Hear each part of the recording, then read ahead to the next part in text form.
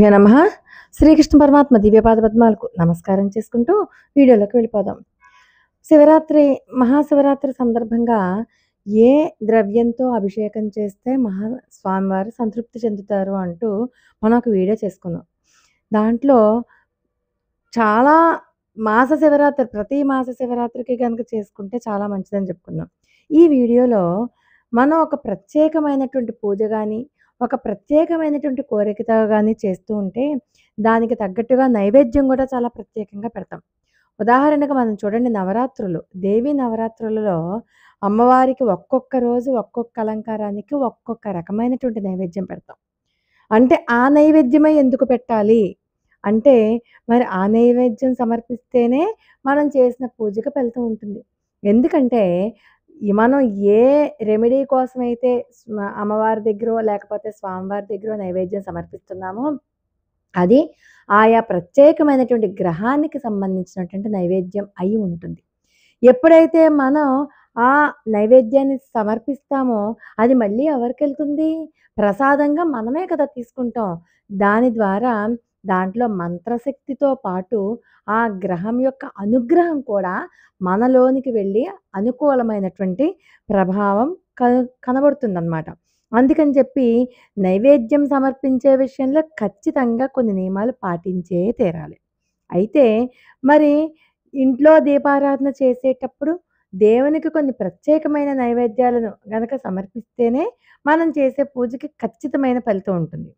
ఖచ్చితం అంటే ఖచ్చితమైన ఫలితమే ఉంటుంది.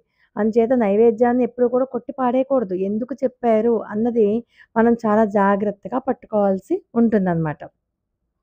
అందుచేత మన జీవితంలో ఉన్నటువంటి చిన్న చిన్న లోటుపాట్లు గానీ, కష్టాలు కానీ, చిన్న చిన్న అబ్స్టకిల్స్ గానీ, మనల్ని ఓవర్‌కమ్ చేసుకుంటూ ముందుకు వెళ్ళాలి అంటే కొన్ని కొన్ని రెమెడీస్ చేసి తీరాలి.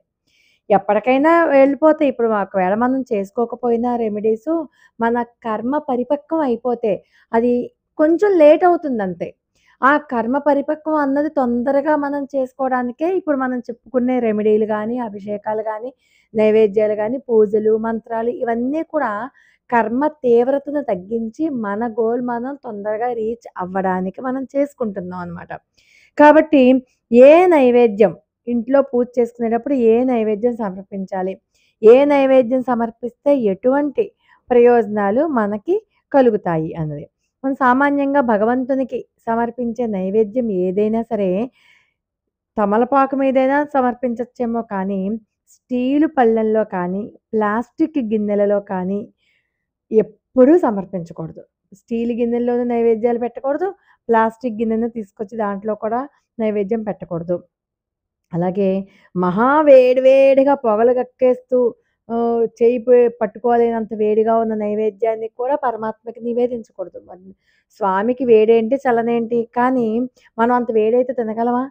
మనం తినలేనప్పుడు స్వామికి ఎలా పెట్టగలం అన్న ప్రేమతో మీరు నైవేద్యంగా పెట్టాలి.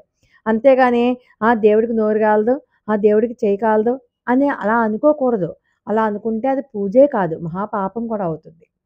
కాబట్టి గోరువెచ్చగా తినేలాంటి పదార్థాలను మాత్రమే పరమాత్మకి నైవేద్యంగా పెట్టాలి. ఒక్కొక్కసారి చూడండి, మనం నైవేద్యం పెడతాం. నైవేద్యం పెట్టి బయటికొచ్చి మళ్ళీ పరమాత్మ దగ్గర నుంచి నైవేద్యం తీసేలోగా కొన్ని నల్ల చీమలు ఆ నైవేద్యం దగ్గరికి వెళ్ళిపోతాయి. ఆ నల్ల చీమలు గనక నైవేద్యం మీరు పెట్టిన నైవేద్యానికి తరచూ నల్ల చీమలు చీమలు పడుతూ ఉంటే గనక మీకు ఖచ్చితంగా మంచి రోజులు రాబోతున్నాయి, అదృష్టం పట్టబోతోంది అని శుభ సంకేతం అనమాట. అంటే ఆర్థిక కష్ట నష్టాల నుంచి బయటపడతారు అని ఒక సిగ్నల్ మీకు పరమాత్మ నుంచి అందింది అని చెప్పి మీరు భావించాలన్నమాట. అలాగే దేవునికి నైవేద్యం సమర్పించేటప్పుడు గ్లాస్‌తో నీళ్లు కూడా పెట్టాలి పక్కన. మీరు అది ఖచ్చితంగా పాటించాలి. ప్రతిరోజు కూడా ఆ గ్లాసు అలాగే ఉంచేస్తాను నేనైతే. ఎందుకంటే ఏమో దాహం వేస్తే స్వామికి నీళ్లు అందుబాటులో, మనం రాత్రి పడుకునేటప్పుడు వాటర్ బాటిల్ పెట్టుకొని పడుకోమా పక్కన? అట్లాగనమాట. ఖచ్చితంగా గ్లాస్‌లో, పూజ గదిలో ఖచ్చితంగా గ్లాస్‌తో, ఒక చిన్న వెండి గ్లాస్ ఉంటుంది మా ఇంట్లో. ఆ వెండి గ్లాస్‌తో పూజ గదిలో తీర్థం పెడతాను. అంతేగాని స్టీల్ గ్లాస్ ఉపయోగించకండి. రాగైనా, కంచైనా, ఇత్తడైనా పర్వాలేదు కానీ స్టీల్‌ది, ప్లాస్టిక్ మాత్రం వాడకండి. అందుకని తీర్థం అనమాట. దాన్నే తీర్థం శ్రీపాద తీర్థం అనుకుంటా. పొద్దున్నే ఏం చేస్తానంటే నేను దాన్ని హాట్ వాటర్‌లో కలుపుకొని తాగేస్తాం అనమాట. అలాగే పూజలో మనం చిన్న బెల్లం ముక్క, బెల్లం ముక్క చాలా శ్రేష్టం. ఎందుకంటే నిలవ దోషం లేని, అంటు లేని ఏకైక పదార్థం ఏదైనా ఉంది అంటే అది బెల్లమే. ఆ బెల్లం ముక్కని గనక ప్రతిరోజు సమర్పిస్తే దేవతలందరూ సంతుష్టి చెందుతారు అంటారనమాట. పంచదారను కూడా నైవేద్యంగా పెడతారు. దేవుని పూజలో గనక పంచదారను నైవేద్యంగా సమర్పిస్తే మన ఇంట్లో ఉన్నటువంటి పిల్లలకి, అది వాళ్ళు పెద్ద పిల్లలైపోయినా కూడా తల్లికెప్పుడు తన పిల్లలు పిల్లలే కదా! తన పిల్లలకి ఎటువంటి నరదృష్టి కలగకుండా కుటుంబం అంతా కూడా ఆరోగ్యంగా ఉంటుంది. బెల్లం వేరు, పటిక బెల్లం వేరు. ఆ విషయం మీకు తెలుసు కదా! పటికి బెల్లాన్ని కూడా నైవేద్యంగా పెట్టొచ్చు. పటికి బెల్లాన్ని గనక నైవేద్యంగా పెడితే సిరి సంపదలు చేకూరుతాయి అని చెప్పి పురాణ వచనం. సరే, దేవునికి పూజలో నైవేద్యం పెట్టేటప్పుడు చుట్టూతా నీళ్లు చిలకరిస్తాం కదా! అమృతమస్తు అంటూ అమృతోపస్తరణమసి స్వాహ అంటాం. 5 సార్లు నైవేద్యాన్ని మృగముద్రతో 5 సార్లు నైవేద్యాన్ని చూపిస్తాం. ప్రతిరోజు కూడా పూజ గదిలో మన ఇంట్లో ఉన్నటువంటి పూజ గదిలో ఉన్న లక్ష్మీదేవి చిత్రపటం ముందు 2 ఎండు ఖర్జూరాలను నైవేద్యంగా సమర్పించి మహాలక్ష్మీదేవికి గనక నమస్కారం చేసుకుంటే ఖర్జూరం అన్నది చాలా మంచి గ్రహదోషాలన్నిట్లికి పోగొట్టడానికి ఖర్జూరం మంచి రెమెడీ. అందుకే చూడండి మనకి వ్రతాలలో ఖర్జూరం పెడతారు. మనకి అంత మంచి పవర్ ఉందనమాట. గ్రహాలను అనుకూలంగా చేసేటటువంటి శక్తి ఖర్జూరానికి ఉంది. కాబట్టి ఎండు ఖర్జూరాన్ని సమర్పించుకోవాలి.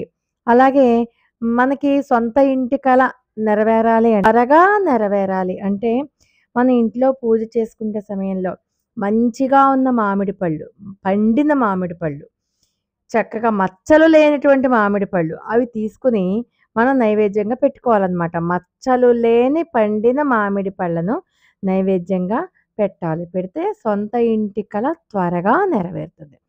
అలాగే మనకున్నటువంటి అప్పులు ఎప్పుడైతే తగ్గిపోయాయో ఆస్తిపాస్తులు పెరిగినట్టే కదా! అలాగే ఏదైనా మంగళవారం నాడు కానీ వీలైతే ప్రతి మంగళవారం, వీలు లేకపోతే ఏదో ఒక మంగళవారం, నెలలో ఒక మంగళవారం అనుకోండి, ఆంజనేయ స్వామి పటం ముందు 21 తమలపాకులను పెట్టి ఆంజనేయ స్వామికి మనం పూజ చేసుకుని మన మనసులో ఏది కోరుకుంటే ఆ కోరిక నెరవేరుతుంది. ఆంజనేయ స్వామినే తలుచుకుంటూ ఆంజనేయ స్వామి ఎదురుగుండగా 21 తమలపాకులు పెట్టి పూజ చేసుకుంటాం. హం హనుమతే నమః మనకి మంచి మంత్రం తెలుసు. అలాగే హరిమర్కట మర్కటాయ నమః ఆ మంత్రంతో కూడా స్వామిని వేడుకోవచ్చు. అప్పుల బాధలు త్వరగా తీరిపోవాలంటే ఇంట్లో పూజ చేసేటప్పుడు దేవునికి నైవేద్యంగా అరటిపండు నైవేద్యం. ఆ అరటిపండు కూడా ఎలా అంటే మనం మామూలుగా చూడండి గెల ఉంటే గెల, అత్తం ఉంటే అత్తం తొక్కలతో పళంగా పెట్టేస్తాం. అలా కాదు. అరటిపండును చాకుతో కాకుండా స్పూనుతో గానీ చాకుతో కట్ చేయకూడదు. స్పూన్‌తో గానీ, లేకపోతే చిన్న పళ్ళెంలోటో, ప్లేట్‌తోనో చక్కగా రౌండ్‌గా కట్ చేసి, ఆ అరటిపండు మీద తేనె వేసి, అప్పుడు దాన్ని నైవేద్యంగా పెట్టాలనమాట స్వామికి. అప్పుడు అప్పుల సమస్యలన్నీ వెంటనే తీరిపోతాయి. అలాగే ఇంట్లో దీపారాధన చేసేటప్పుడు దేవునికి కొబ్బరికాయని సమర్పించాలి. అంటే కొబ్బరికాయ కొట్టేయడం కాదు. కొబ్బరికాయనే కాయతో పళంగా నైవేద్యంగా అక్కడ పెట్టాలనమాట స్వామి దగ్గర. అప్పుడు ఇంట్లో ఎలాంటి డబ్బు సమస్యలు లేకుండా ఆ కొబ్బరికాయని నైవేద్యంగా పెట్టడం వల్ల ఆ యొక్క గ్రహము యొక్క అనుగ్రహం మనకి కలిగి డబ్బు సమస్యలు పోతాయి.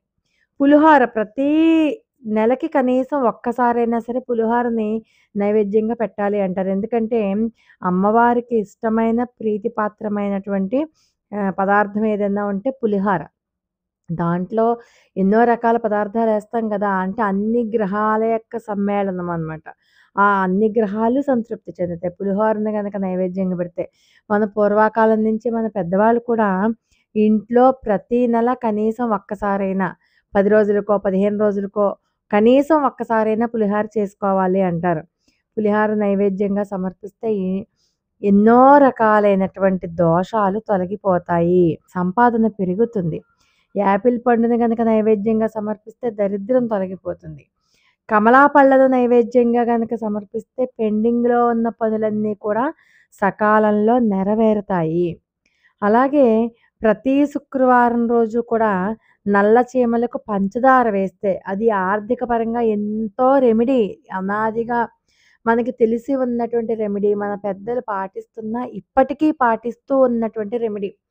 నల్ల చీమలకి పంచదార వేయడం ఒకటి. ఎవరు తొక్కని చోట పంచదార వేస్తే నల్ల చీమలు అక్కడికొచ్చి అది తిన్నాయి అంటే గనక మనకి లక్ష్మీదేవి అనుగ్రహం త్వరలో కలుగుతుంది. మన ఇంటి మీద ఉంటుంది అని అర్థం అనమాట. సపోటా పళ్ళను గనక నైవేద్యంగా సమర్పిస్తే పెళ్లి కాని వారికి పెళ్లిలో ఉన్నటువంటి అబ్స్టకిల్స్ అన్నీ పోయి త్వరగా వివాహం జరుగుతుంది. అలాగే నేరేడు పండుని గనక నైవేద్యంగా సమర్పిస్తే ఏలినాటి శని దోషాలు, శనిగ్రహ బాధలు, మనకి శనీశ్వర స్వామి వల్ల ఏ ఏ రకాలైనటువంటి బాధలు కలుగుతాయని చెప్పి మనం వింటూ ఉంటాము. అలాంటివన్నీ తొలగిపోవడమే కాదు, శనీశ్వరుని యొక్క అనుగ్రహానికి మనం పాత్రులు అవుతామనమాట. అలాగే నల్ల ద్రాక్ష పళ్ళను నైవేద్యంగా సమర్పిస్తే మన ఇంటికి మంచి రోజులున్నాయి, కుటుంబ సమస్యలు తీరిపోతాయి అని అర్థం అనమాట. అలాగే జామ పండుని గనక మంచి జామ పండుని నైవేద్యంగా సమర్పిస్తే ఆరోగ్యం లభిస్తుంది. మంచి ఆరోగ్యం. ఖచ్చితంగా ఇంకొక విషయం ఏంటంటే నైవేద్యం పెట్టడం ఒక ఎత్తైతే, ఆ నైవేద్యాన్ని సక్రమంగా వినియోగించుకోవాలి.